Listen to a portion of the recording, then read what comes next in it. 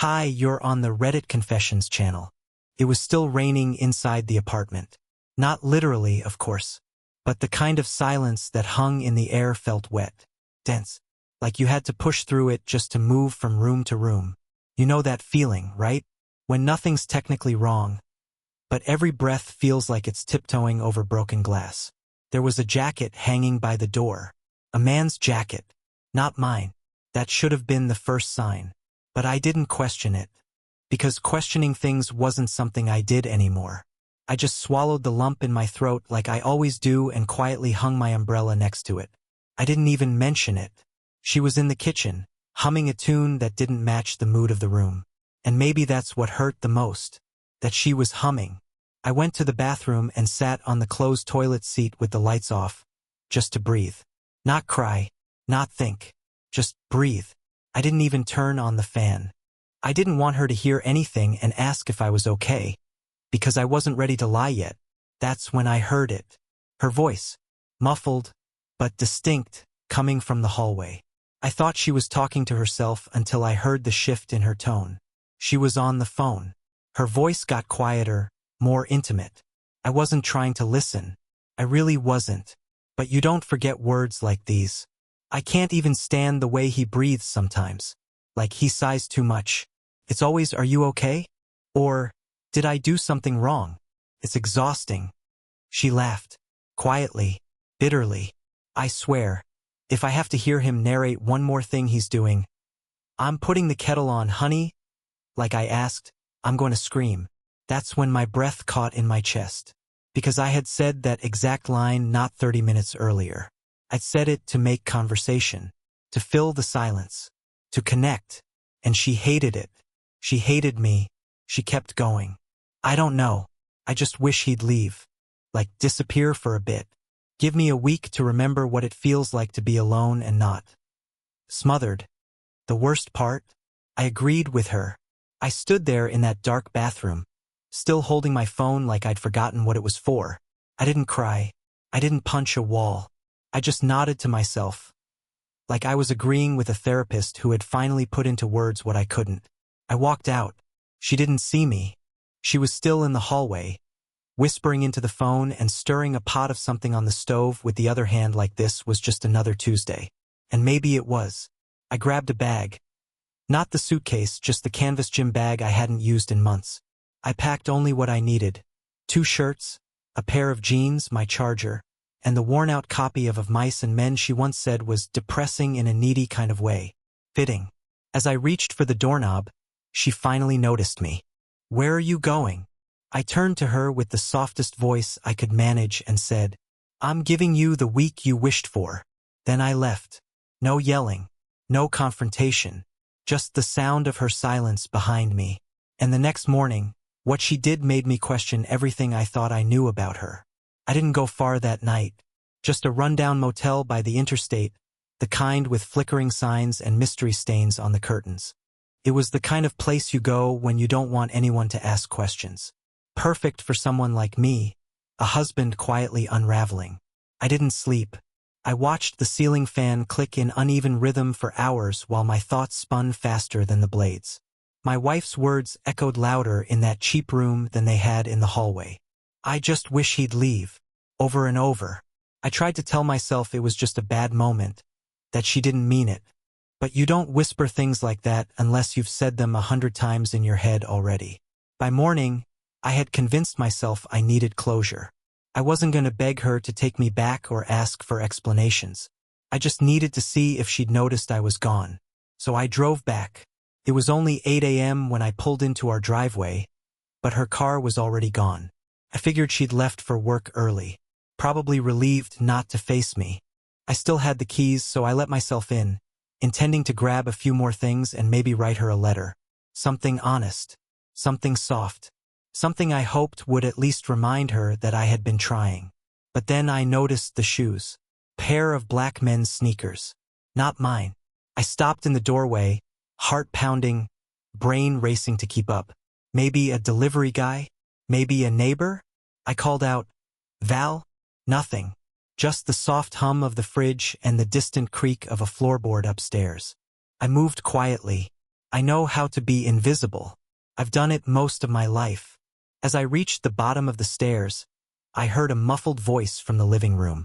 A man's voice, calm, familiar in that unsettling way, like when you recognize someone from a dream you didn't want to remember. I peered around the corner. There he was, sitting on my couch, drinking my coffee, wearing a t-shirt I'd seen once in our laundry pile but never thought to question. His legs were kicked up on the table like he belonged there, like I had already been replaced. I didn't say a word. I backed up slowly, trying to process what I was seeing. This wasn't just a fling. This wasn't some tragic misunderstanding. This was routine, practiced, normal. She had a system. I felt my throat tighten, but I refused to make a sound. I slipped out the door like a ghost, like I had never existed in that house at all. And for the second time in 24 hours, I walked away. This time with no intention of ever coming back. But that wouldn't stop her from finding me, because 2 days later she showed up.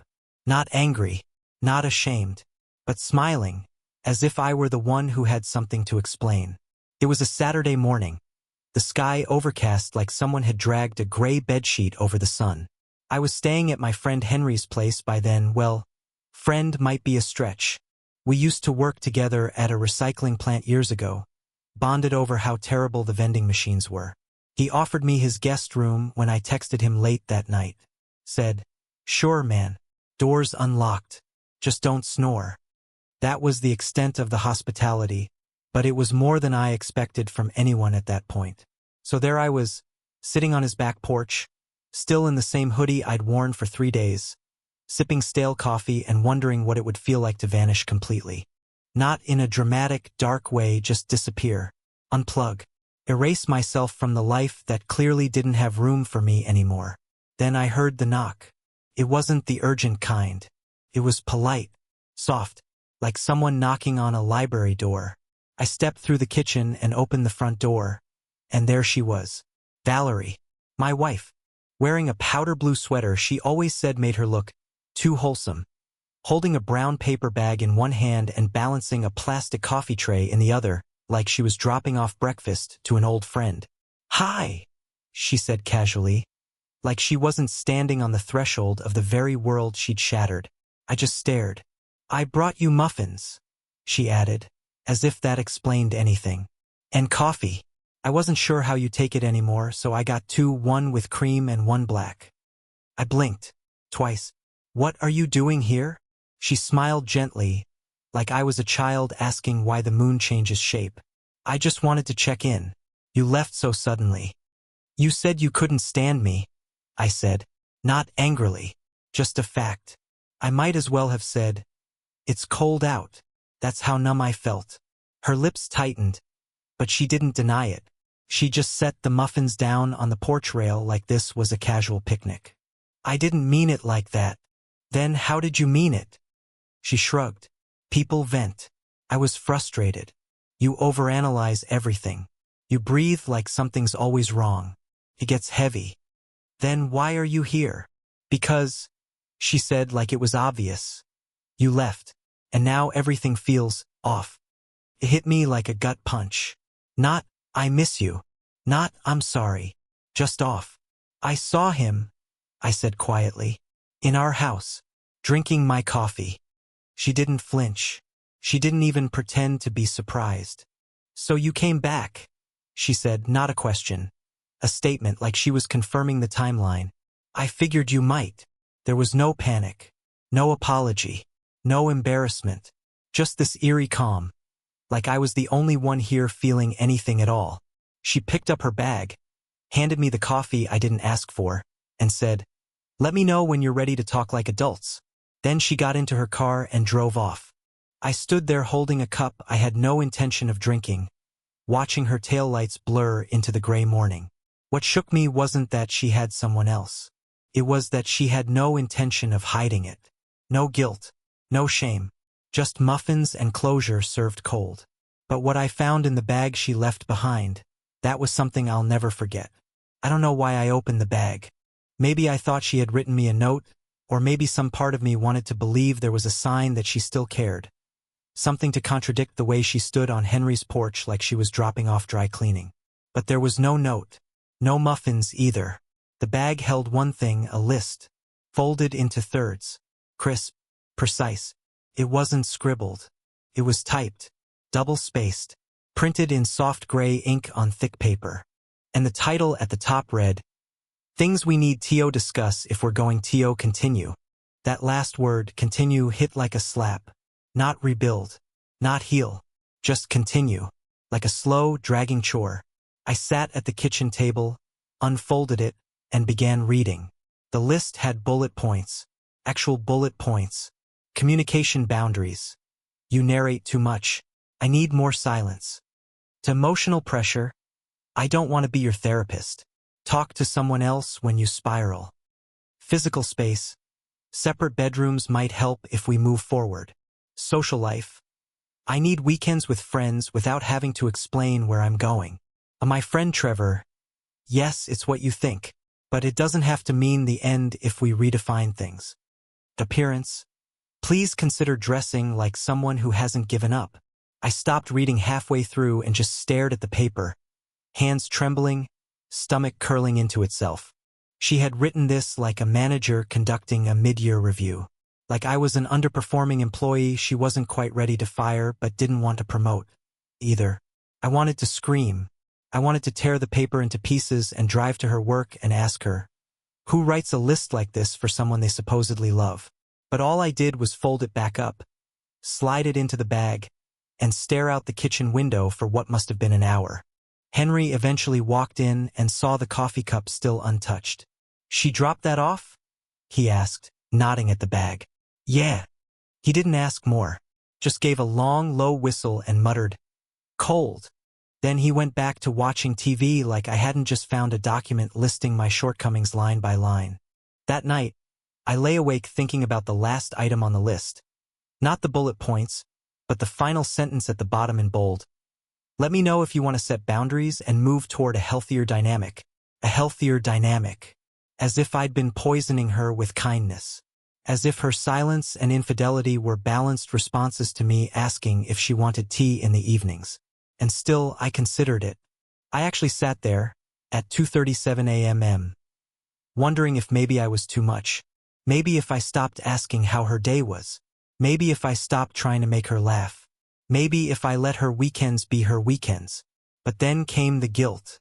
Not for her. For myself. For letting my mind even try to make it make sense. Couldn't sleep. And when I checked my phone at dawn, I saw a new message from an unknown number. Just tell me if he saw the list. We can move forward if he gets it. It wasn't meant for me, but it was about me.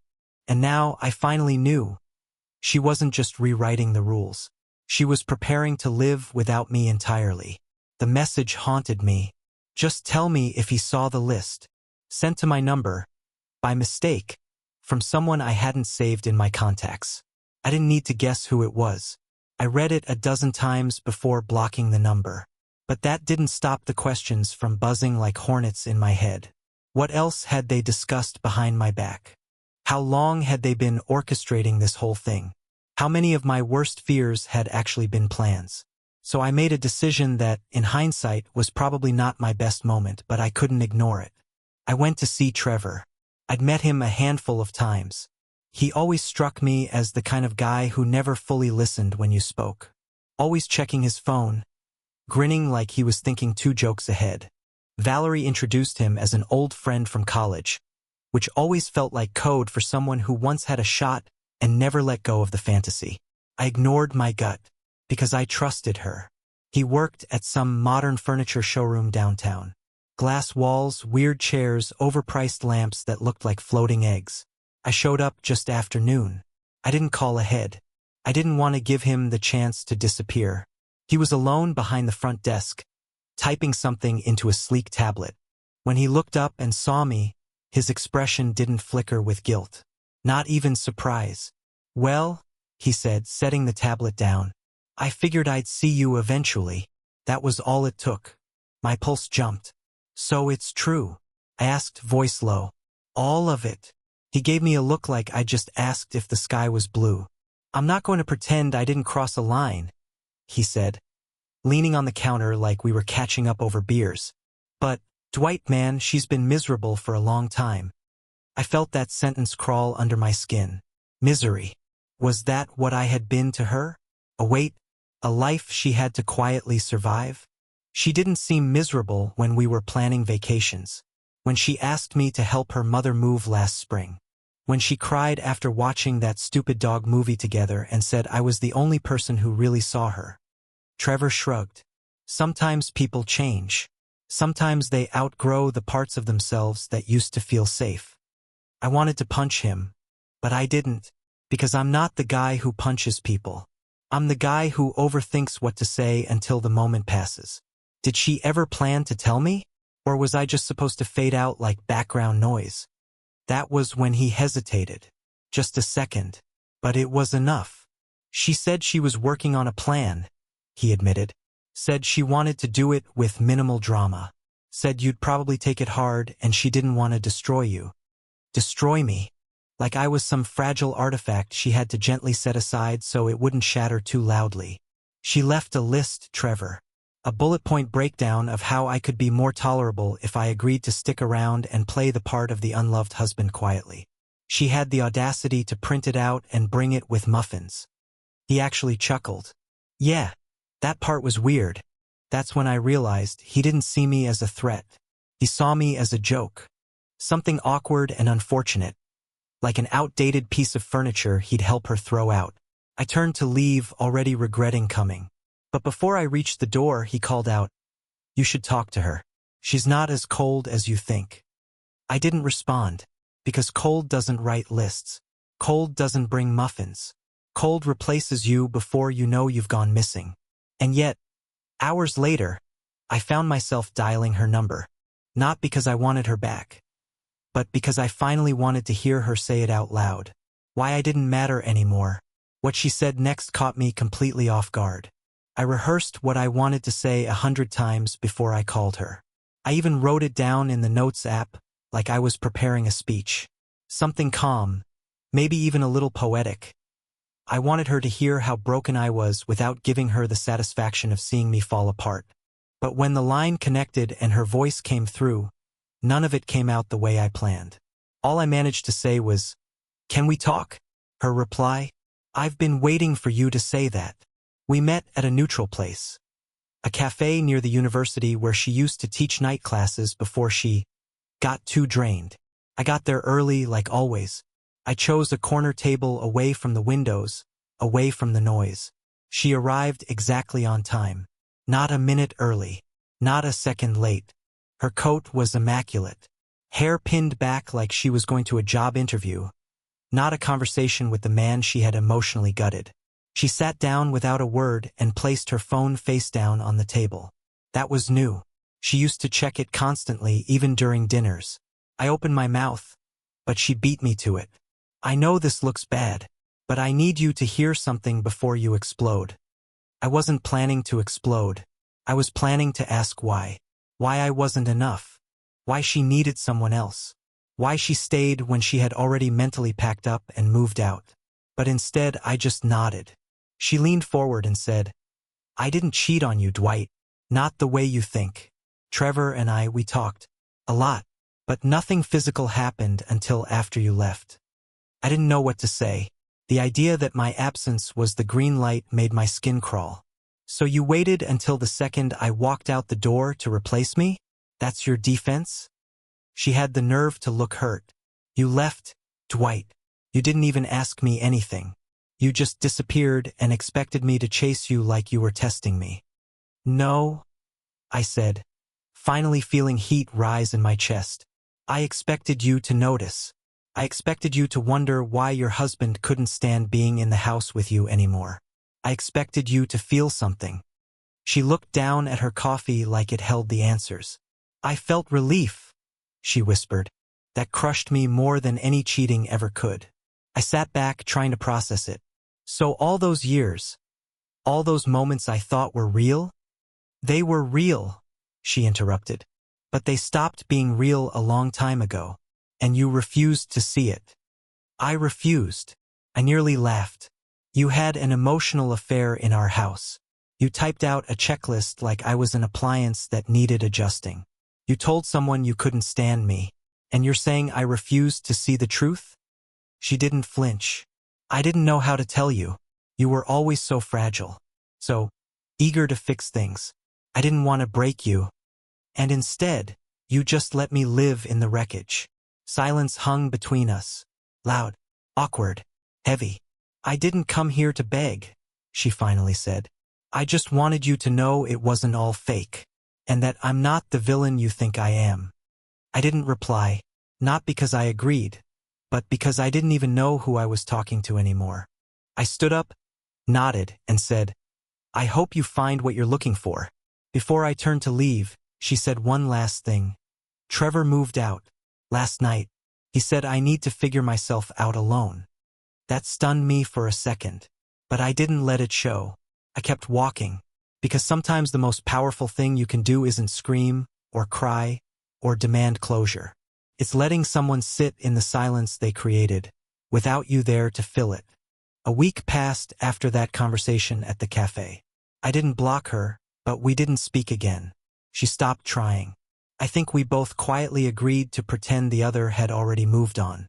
Henry offered to let me stay as long as I needed, though his way of showing support was mostly handing me a beer and turning the volume down on the TV during emotional commercials.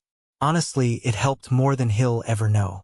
But just when I started thinking the worst had already passed, something arrived. It was a plain white envelope with no return address. The handwriting on the front was unmistakably hers. Valerie had always printed her letters in all caps like she was writing instructions to a machine. I hesitated before opening it. Part of me wanted to toss it in the trash and be done. But curiosity is a cruel, quiet thing. It doesn't scream, it whispers. So I opened it. There was no greeting. No "Dear Dwight." Just a single page typed again because of course it was. Valerie didn't believe in handwritten emotion. She preferred neat lines and clean fonts. Sterile communication with no room for messy feelings. But this letter wasn't a checklist. It was something else entirely. A confession wrapped in denial. She wrote that she had spoken to a therapist since our split. That the word narcissist came up, but not in reference to me. She admitted that part of her identity had been tied to being the strong one, the independent one, the clever one, and that over time, I had become a mirror reflecting everything she resented about her own emotional weakness. She said Trevor was never about love. He was about rebellion, about proving to herself that she wasn't as gentle as I made her feel. She wrote that with me she always felt watched, not in a controlling way but in a witnessed way. Like I couldn't hide, she said. And I didn't want to be seen that deeply anymore. I read the page 5 times, each time feeling a different version of myself unravel. This wasn't a love letter. It wasn't even an apology. It was a document of avoidance, a woman trying to reframe her betrayal as self-preservation. But buried near the end, there was one line I wasn't prepared for. If you had just gotten angry sooner, she wrote, maybe I would have respected you more. That stopped me cold. Anger was the thing I avoided my whole life. I was raised by a father who turned every missed appointment into a shouting match and a mother who walked on eggshells for decades. I swore I'd never become him. I swore I'd always stay calm, measured, thoughtful. But here she was, telling me that my kindness, my refusal to yell, had made me unworthy of respect. I didn't know whether to laugh or scream. I folded the letter, slid it back into the envelope, and burned it in Henry's backyard fire pit that night. Not out of rage, but because I refused to let that final line etch itself into my memory. I wouldn't let her rewrite the narrative. I wasn't broken because I was gentle. I wasn't weak because I chose silence over fists. I didn't reply to her. She didn't write again. But the strangest part is what happened the next morning. Because Henry found something on the porch that neither of us expected. And it wasn't from her. It was from someone else entirely. Someone who had been watching quietly from the sidelines. And what they told me would flip this whole story upside down. When Henry handed me the envelope that morning, he was holding it between 2 fingers like it might explode. Some woman dropped this off about 10 minutes ago, he said. Didn't say her name. Just asked if you were the quiet guy with the sad eyes. I told her yeah. Sorry. I wasn't sure if I should laugh or thank him. The handwriting on this envelope wasn't Valerie's. It was looped and imperfect. I opened it cautiously, expecting another emotional landmine. But what I found instead was something I didn't know I needed. It was from Marie, Valerie's younger sister. We had barely spoken in years. I always thought she found me dull, like most people did, but her letter said otherwise. She wrote that she had known something was wrong between us for a long time, that she had seen the way I showed up, not loudly but consistently. You were the kind of man who brought peace into a room without trying to own it, she wrote. And Valerie never understood the value of peace because she grew addicted to chaos. She told me she had wanted to reach out sooner, but felt it wasn't her place. That watching everything fall apart broke her heart more than she expected. Then she said something that will stay with me forever. Not everyone wants loud love. Some of us want the kind that holds your hand when you don't know what to say. The kind that stays soft, even when everything else turns sharp. You were never invisible, Dwight. You were just standing in the wrong light. I sat on the porch with that letter in my lap for a long time. And for the first time in weeks, I didn't feel like a broken man. I felt seen. That night, I texted Marie a simple thank you. She replied almost instantly, "Let's grab coffee. No lists, just people." We met up 2 days later. Nothing romantic. No hidden agenda.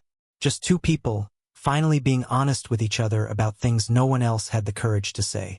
It was the most peaceful conversation I'd had in years. Months have passed since then. I've moved into my own place. A small upstairs apartment with a slanted ceiling and a view of the train tracks.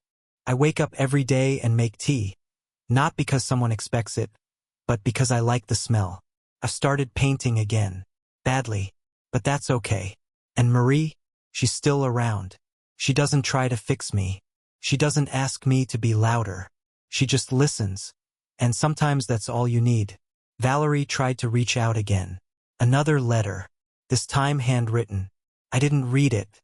Because when someone finally teaches you how it feels to be truly heard, you stop craving the voice that once drowned you.